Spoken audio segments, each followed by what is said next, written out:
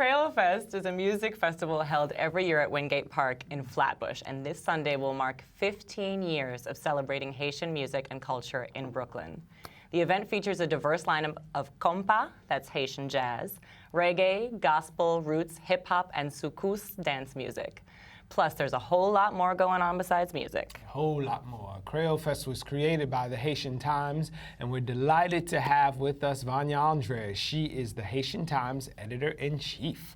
Welcome to BK Live. First time. What took you so long to get here? You know, I'm fairly new in this role. I've been here for about a year now. This May makes a year for me, and I'm just really excited to be here, and thank you for the opportunity just to, you know, share about Kreyol Fest. Excellent. Tell us about your specific role at the Haitian Times, the mission there, and then how that fits into this festival. Well, basically, you know, since I've come on, what's really been important for me is to make use of the multimedia space. As you may know, that the paper was founded in 1999 as a print publication, and about 5-6 years ago, we transferred to online only. And you know, with online medium, it really presents an opportunity for us to reach Haitians all over. Because when it was printed, you know, it was strictly a Brooklyn paper where only Brooklyn residents could really have access to it. You know, some people in New Jersey here and there.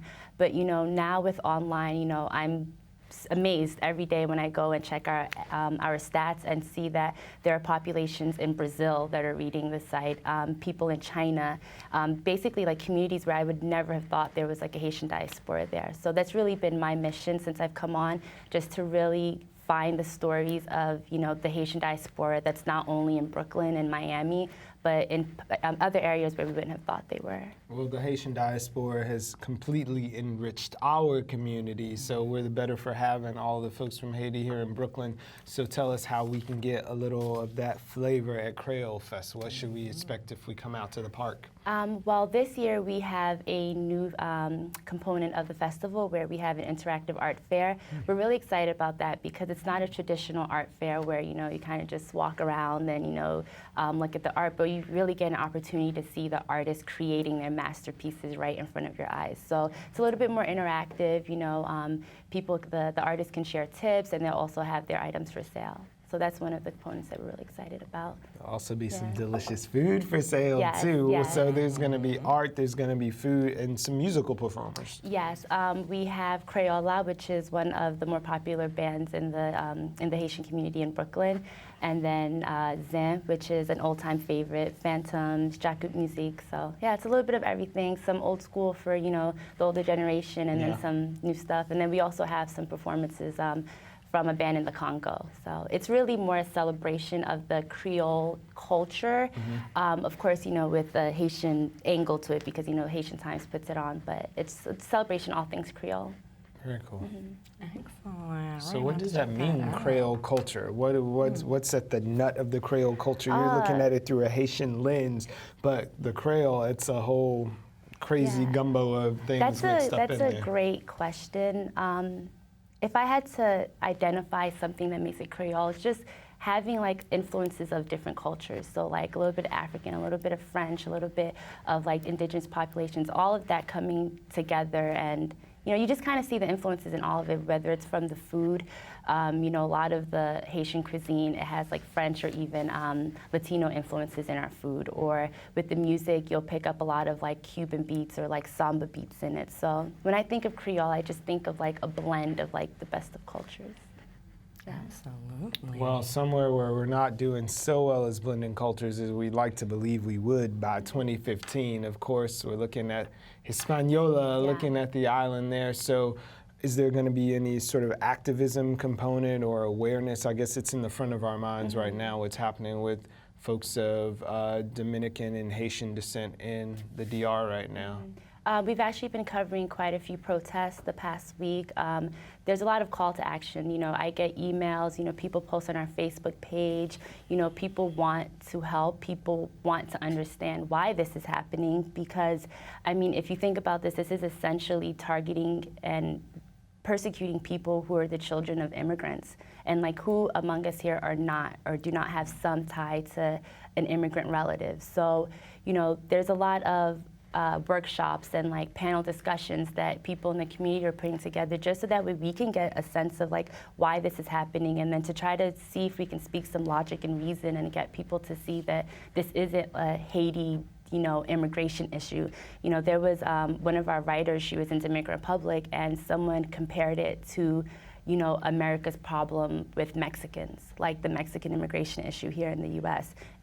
While I can see why I can see that people would compare that, but it's not an even comparison, because on one end, America, the immigration issue isn't about targeting the children of immigrants. It's just about like who is documented in this country and who's not. And in actuality, in this country, they take great steps towards preserving the rights of undocumented children, or children who are born to undocumented citizens in this country. So for someone to say it's the same thing, it's really not, because these are children who are the descendants of immigrants. I mean, in some cases, this is their great-grandparents that came to this country, that came to Dominican Republic, and then just to say like, well, no, you're not a citizen. It's just really baffling. Yeah, they were born there, and they're being denationalized, which is something that is not happening anywhere else in the world. Exactly. Right? They basically said that their government made an error, so you were never supposed to have that nationality in the first place. So what's up with the Canadians then in Ottawa? What's happening there? Is it akin to what's happening in the DR? From my understanding, it's not. It's more, again, like a migrant issue, a Haitian migrant issue, where people were not registering for residency in time. So again, it's comparing migrants and descendants of immigrants. So again, people have brought up comparisons. So like, okay, well, there are people that are Haitians that are being deported in Bahamas, and Haitians being deported in Trinidad.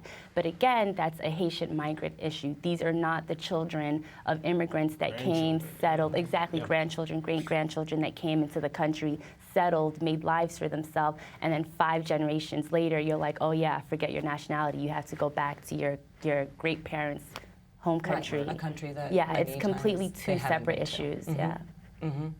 How do you feel the coverage has been in mass media? It's been pretty fair. I do wish, again, that there was more emphasis put on the difference between the groups that are being targeted, because I find that just in some of the comments that people make on our articles, that, oh, well, why should we have to accept a whole bunch of illegal people into our country?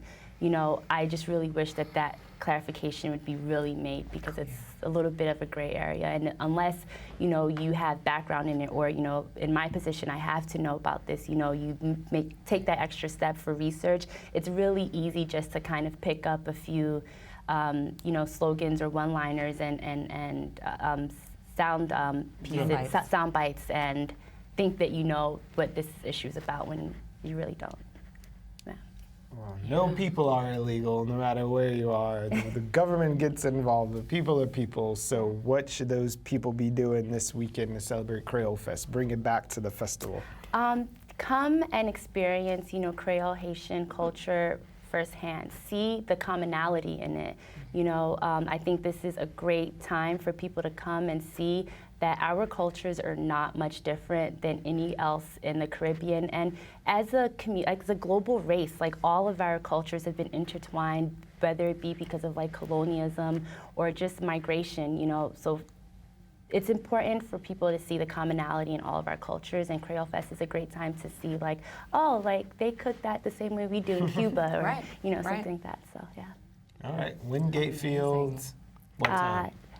Doors open at noon, and we are giving 1 ticket away to Haiti every hour. Awesome. From JetBlue. So yes. All right. Wow. Yeah. Yes. Sunday. Sunday. At noon. noon. At noon. Come early. Very important. Thank you so much for being here. We look forward to having you back so at the much table. fun. Yes. Okay, thank you. All right, come on back.